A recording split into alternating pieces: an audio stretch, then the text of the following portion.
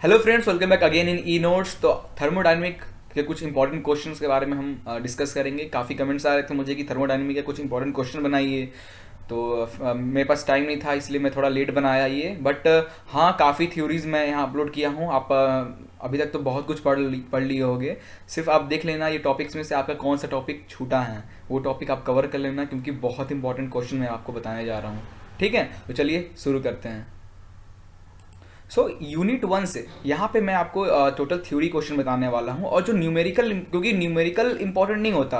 आप कहोगे कि न्यूमेरिकल इंपॉर्टेंट बताओ, तो मैं अगर 10 साल के पेपर उठा के मैंने चेक किया तो उसमें न्यूमेरिकल सब में अलग अलग आ रहा था। ठीक है, कोई भी मैच नहीं कर रहा था ऐसे न्यूमेरिकल। तो हम किसी पर्टिकुलर न्यूमेरिकल को इंपॉर्टेंट नहीं कह सकते हैं। ठीक है, बट हाँ, जिस टॉपिक से न्यूमेरिकल आने का चांस है वो मैं आपको बता सकता हूँ यहाँ पे। ठीक है, तो आइए सबसे पहले तो हम डिस्कस करते हैं। यूनिट 1 में टोटल 6 क्वेश्चन है। ठीक है, तो पहला क्वेश्चन जो हमारा बनता है, zeroth law of thermodynamic, explain zeroth law of thermodynamic. Unit 1 से ये इंपॉर्टेंट क्वेश्चन है। मैं ये देखा 10 साल के पेपर में, मैंने देखा ये दो तीन बार से ज़्यादा ही आया है, लेकिन इंपॉर्टेंट है ये। ठीक है, उसके बाद है हमारा नेक्स्ट क्वेश्चन है question number 2, what is PMM1 और PMM2। ठीक है, ये क्वेश्चन कभी इस तरह भी बनता है और कभी ऐसे लिख देता है परपेचुअल मोशन मशीन 1 और परपेचुअल मोशन मशीन 2, उसे एक्सप्लेन करें। ज़्यादातर क्वेश्चन कोई एक ही बनता है, दोनों पे बहुत कम होता है कि दोनों एक साथ पूछ दे। आपसे नॉर्मल पूछेगा परपेचुअल मोशन मशीन 1 को एक्सप्लेन करें, डिराइव करें, प्रूफ करें। ठीक है,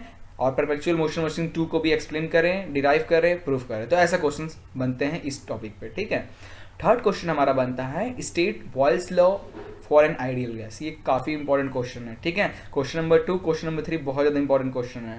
Boyle's law for an ideal gas, इसे एक्सप्लेन करना है। ठीक है, फोर्थ क्वेश्चन है हमारा state and at is perpetual motion machine of the first and second type, explain first law of thermodynamic. Okay, तो मैंने यहाँ थोड़ा एडिट किया है, ये एक्चुअली दो क्वेश्चन मिक्स हो गया था। तो पहला क्वेश्चन था जीरोथ लॉ ऑफ थर्मोडायनेमिक। ठीक है, फिर दूसरा क्वेश्चन था हमारा state and proof perpetual motion machine of the first and second type, PMM1 और PMM2। ठीक है, थर्ड क्वेश्चन हमारा बनता है state boils law for an ideal gas. Okay, fourth question हमारा बनता है explain first law of thermodynamic. Second law और थर्ड लॉ मैंने इंक्लूड किया है, क्योंकि काफ़ी बार एग्जाम्स में मैंने देखा कि फर्स्ट लॉ बहुत बार पूछा है। ठीक है, बट हो सकता है, क्या पता, हो सकता है सेकेंड लॉ थर्ड लॉ भी साथ में पूछ दे, या फिर पूछ दे कि explain second law of thermodynamic. इसलिए मैं कह रहा हूँ तो फर्स्ट, सेकेंड और थर्ड तीनों का आप पढ़ लेना।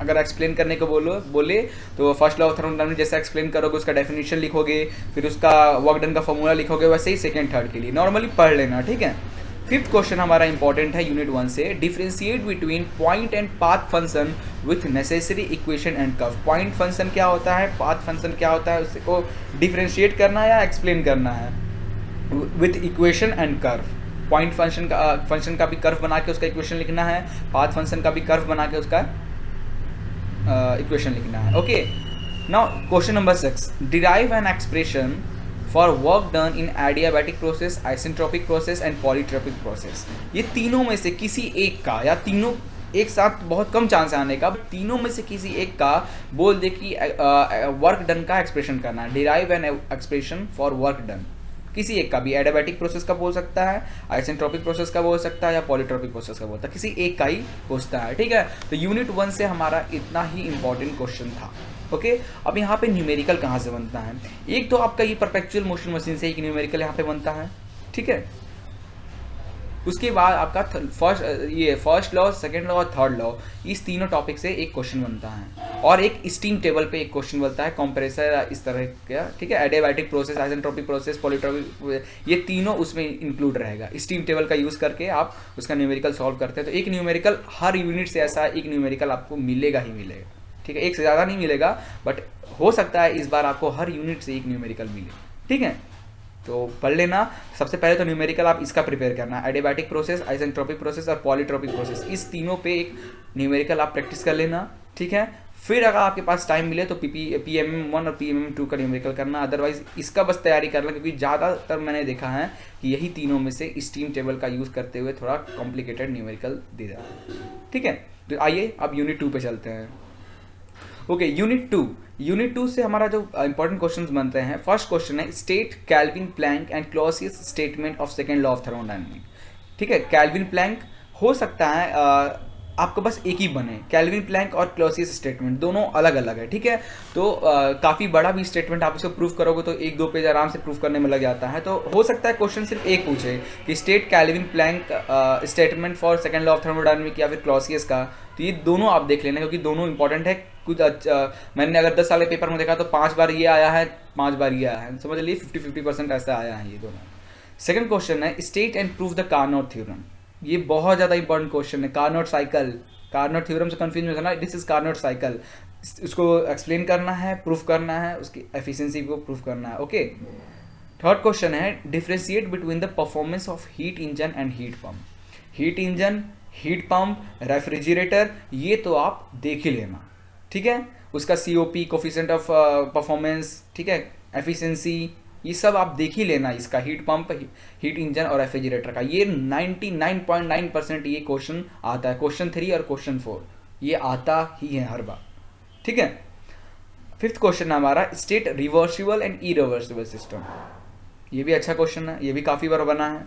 सिक्स क्वेश्चन है what is heat pump, how does it differs from refrigeration, explain, ठीक है। ये बहुत इंपॉर्टेंट क्वेश्चन है। ये नॉलेज के हिसाब से भी बहुत अच्छा क्वेश्चन है और एग्जाम्स में भी काफ़ी ज़्यादा पूछा गया है कि हीट पंप को एक्सप्लेन करिए और फिर आप डिफ्रेंशिएट कीजिए रेफ्रिजरेटर से हीट पंप की, मतलब दोनों में डिफरेंस कीजिए क्या अलग है। Okay. And the seventh question is define and explain entropy, ठीक है। तो ये टोटल 7 इंपॉर्टेंट क्वेश्चन मुझे लगा यूनिट 2 से, जो कि काफ़ी इंपॉर्टेंट है, ठीक है। क्योंकि मैंने लगभग बहुत मेन इंपॉर्टेंट क्वेश्चन कवर किया। इसके बाहर से तो आपको नहीं फंसने वाला, इसी को घुमाकर आपको थोड़ा बहुत दे सकता है, बट इंपॉर्टेंट क्वेश्चन अब तक का यही है, ठीक है। और न्यूमेरिकल कहाँ से बनता है इस यूनिट में? न्यूमेरिकल एक कार्नोट साइकिल पे आपको न्यूमेरिकल बनता है, ठीक है, या फिर आपका heat pump, heat engine, refrigerator पे स्टीम टेबल का यूज़ करते हुए एक न्यूमेरिकल बनता है, बस।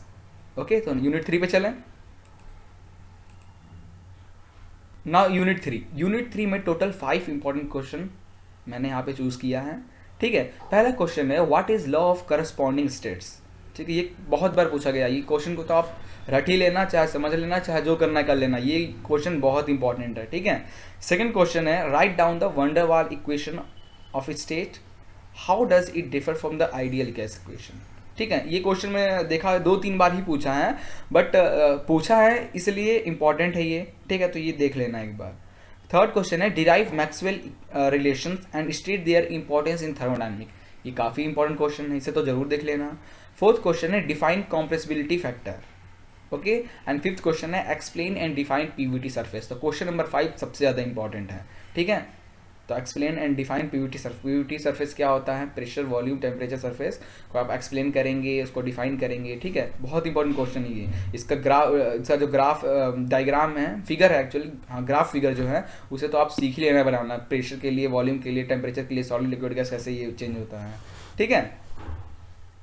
तो ये था इंपॉर्टेंट क्वेश्चन इस यूनिट से।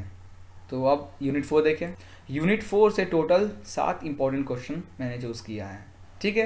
पहला क्वेश्चन है हमारा ड्रो HS डायग्राम, मतलब entropy enthalpy diagram for Mollier और Mollier diagram for a pure substance, ठीक है। सेकंड क्वेश्चन है, ये काफ़ी इंपॉर्टेंट क्वेश्चन है, 5-6 बार ये पूछा गया है, ठीक है। सेकंड क्वेश्चन है define sensible heat of water and dryness fraction, okay.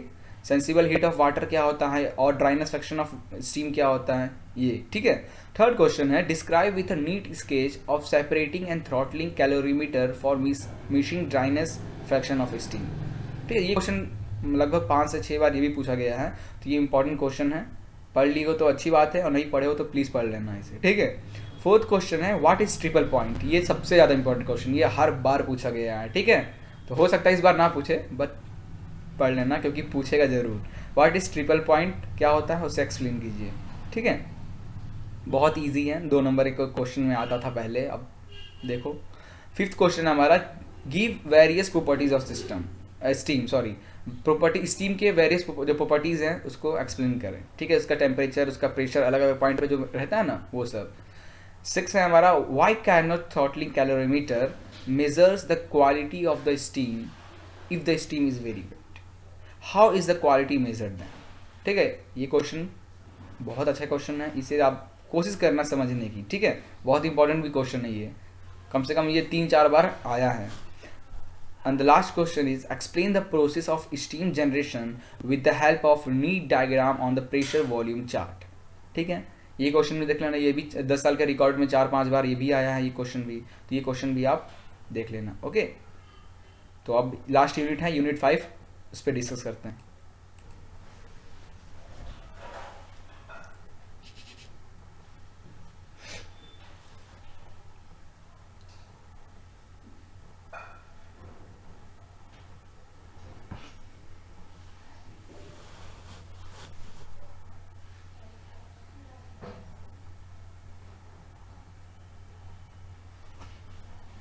Now last unit 5. Unit 5 पे टोटल 7 क्वेश्चन हमारे इंपॉर्टेंट मैंने जो चूज किया है इसमें. ठीक है, तो पहला क्वेश्चन जो है define air standard cycle and its efficiency.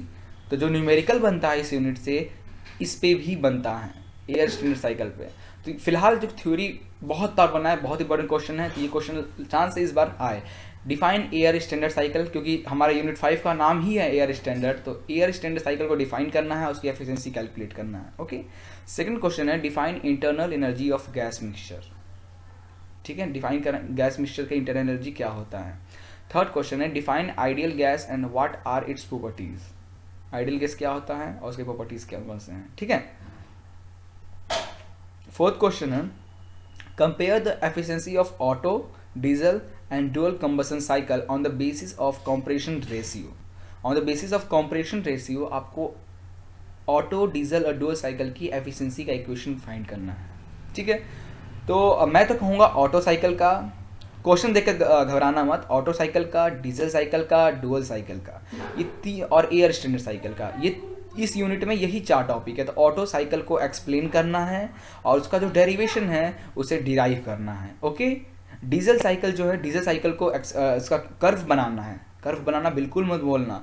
Diesel cycle, auto cycle, dual cycle, सबका, एयर स्टैंडर्ड साइकिल, सबका कर्व बनाना है, उसको एक मतलब आधे पेज में एक्सप्लेन करना है, उसके बाद इसका डेरिवेशन फाइंड करते हुए इसकी एफिशिएंसीज निकालना है. ठीक है, तो बहुत इंपॉर्टेंट क्वेश्चन है, देख जरूर पढ़ लेना ये टॉपिक. ठीक है, फिफ्थ क्वेश्चन है draw a neat sketch of auto cycle and diesel cycle and expression for the efficiency of diesel cycle. ठीक है, नीट स्केच, सेम क्वेश्चन है, ऑटो साइकिल का स्केच बनाना है, मतलब जो उसका कर्व है, कर्व्स बनाने हैं डीजल साइकिल के, और एफिशिएंसी के लिए उसे एक्सप्लेन करना है. ठीक है, सिक्स क्वेश्चन है list the assumption in the analysis for air standard cycle. जब आप एयर स्टैंडर्ड साइकिल की एनालाइज कर रहे थे उसमें, तो उसमें कौन कौन सा एजम्पशन आपने कंसिडर किया था, वो भी आपको लिस्ट, उसके एजम्पशंस बताने हैं. ये क्वेश्चन भी पूछा गया है काफ़ी बार. सेवंथ क्वेश्चन बनता है हमारा explain the Dalton's law of partial pressure and the Amagat Leduc's law of partial law. ठीक है, ये क्वेश्चन 5-6 बार ये भी आया है, तो एक बार देख लेना ये. ठीक है, तो न्यूमेरिकल इस टॉपिक से कहाँ बनता है ये आपको ही पता होगा. इस यूनिट से न्यूमेरिकल सिर्फ 4 साइकिल से किसी एक साइकिल पे बनता है.